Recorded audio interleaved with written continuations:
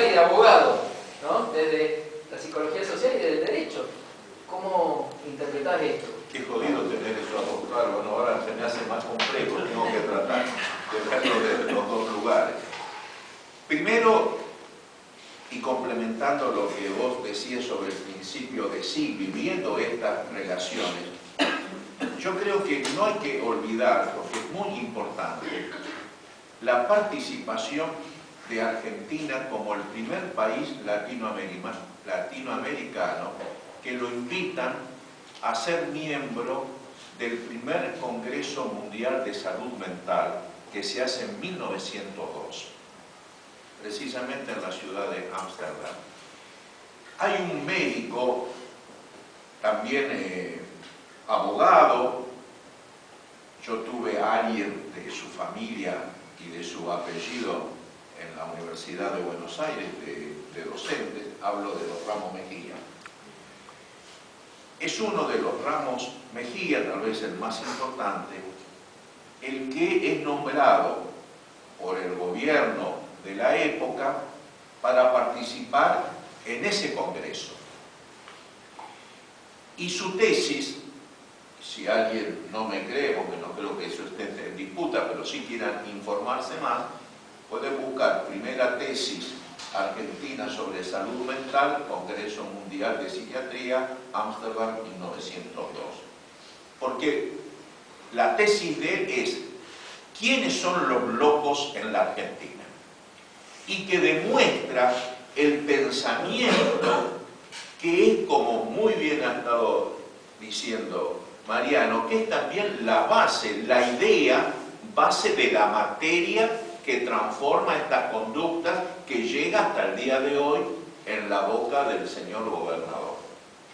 Porque no es que se levantó un día mal el señor gobernador y se le ocurre esa idea. Hay una tradición en las ideas. Y como enseña bien la escuela de Frankfurt, especialmente Benjamin, tenemos como que la obligación de entender las tradiciones culturales, porque si no es todo como tan anecdótico, que si se levantó mal un día, su mujer lo engañó, o él la quiere abandonar y entonces dice cualquier cosa.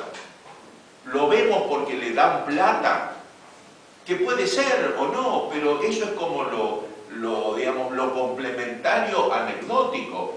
Yo creo que el pensamiento se inscribe en tradiciones de pensamiento y que nos corresponde a nosotros, si queremos hacer en serio la práctica intelectual, que es muy cansadora, es siempre tratar de ver el marco histórico para las ideas. Uno no puede entender a Marx si no leyó a Aristóteles, como no puede entender a Hegel si no leyó a Platón. Y cada uno de ustedes en otro ámbito me podrá dar 1.000.000 de explicaciones de cómo se van organizando los pensamientos a nivel de historia, porque si no es como volverte loco, todo es anecdótico, todo empezó hoy, según lo que comiste, según lo que no comiste, que puede pesar en los actos individuales, pero no con la potencia de la expresión, especialmente cuando por el cargo que tenés estás hablando en nombre de otros, como diría Pillon. Nadie habla por sí solo, hablas en expresión social,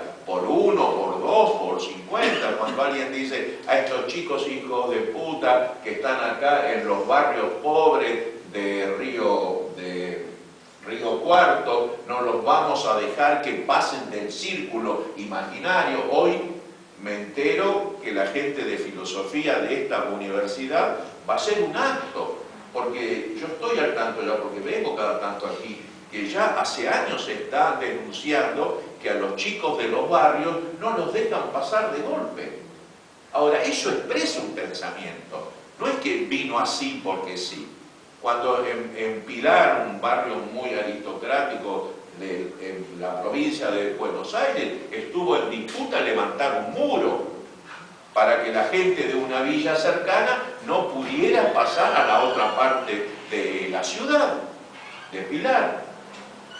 No quiero molestar a nadie, pero no se puede negar tampoco el muro que el gobierno de Israel, el Estado de Israel, es un muro de 800 kilómetros y 9 metros de alto, que existe en la zona de Palestina. Es decir, ¿qué locura hay ahí? Bueno, ¿qué pasó? Que gente que sufrió el Holocausto de golpe levante un muro de 9 metros para separarse de otro. Es decir, ¿por qué esos actos del bien y del mal, esas actitudes de las que todos de alguna forma somos partícipes? Alguien lo votó al señor gobernador. ¿De dónde él saca esas ideas? ¿Qué historia expresa? Bueno, entre otras cosas, que es lo que están viendo acá, por eso contradicción histórica del genocidio. Yo hoy lo felicitaba y que fue una idea bárbara. Porque si no es ver como el genocidio en el mundo o en nuestro país, como que de golpe un grupo de locos toma el poder. Revelo algo. Yo participé hace 48 horas del Tribunal Internacional Ético que declaró culpable por violaciones éticas al Estado de Israel en relación al sufrimiento del pueblo palestino. Por una cuestión de seguridad, había miedo de que pasara algo, recién hoy se hace público y va a hacerse conocer el fallo.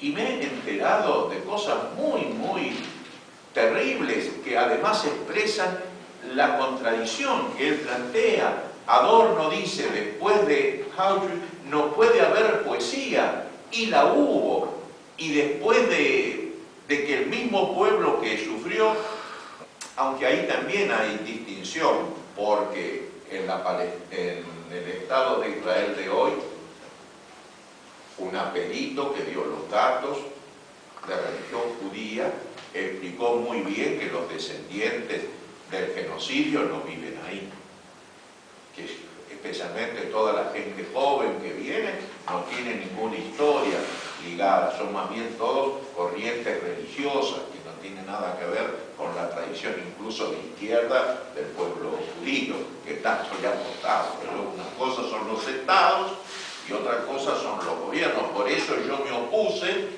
y lo hice público, que se condenara como otros querían cuando yo era miembro del jurado, y dije, lo explico, mi postura es 2 estados, pero también queda claro que no comparto la idea de condenar, como se quería otro sector de los miembros del jurado, que decían, tenemos que condenar a la camarilla que usurpa el gobierno en el Estado de Israel. Digo, pero ese es un cuento. También como si nosotros condenáramos a Videla y dijéramos, no, condenando a Videla está todo hecho, como en otra época, condenándolo a Hitler estaba todo justificado, siempre es una camarilla, un loco suelto, un asesino despótico, y los pueblos y las sociedades y las contradicciones y los intereses de clase y todo lo demás no juegan.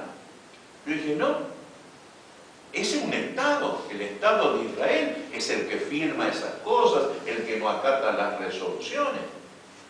Ahora, una cosa es condenar a un Estado, otra cosa es condenar a un pueblo. Yo dije, no a un pueblo, yo no voy a firmar nada contra el pueblo judío, pero tampoco voy a dar mi voto a favor de que se condene a la camarilla que usurpa el Estado de Israel, porque ese es otro disparate. Hay que condenar al responsable concreto que es un Estado. No sé si queda claro, porque si no nos confundimos mucho en estas cosas. Y hay que ser a veces como riguroso en el lenguaje, porque como dice Freud, el que se equivoca en el lenguaje se equivoca en la verdad. Es duro, pero tenés que encontrar las palabras. Y por eso mismo yo no quiero ver al gobernador como que se levantó mal, que comió mal. Acá hay algo, él está expresando una idea filosófica, una idea política, una idea económica. No es porque le regalaron 100 pesos o 1 millón, no importa. Él habla por otros. Él está expresando una idea que entre otras cosas, como lo dijiste, digo, ¿yo de dónde puedo recordar con mi memoria histórica? Ya a los 73 años tengo derecho a la memoria histórica. Digo, esto me suena a cuando yo reflexioné una vez en una universidad sobre ese documento de 1902, porque en síntesis, lo tengo que sintetizar, dice Ramos Mejía, la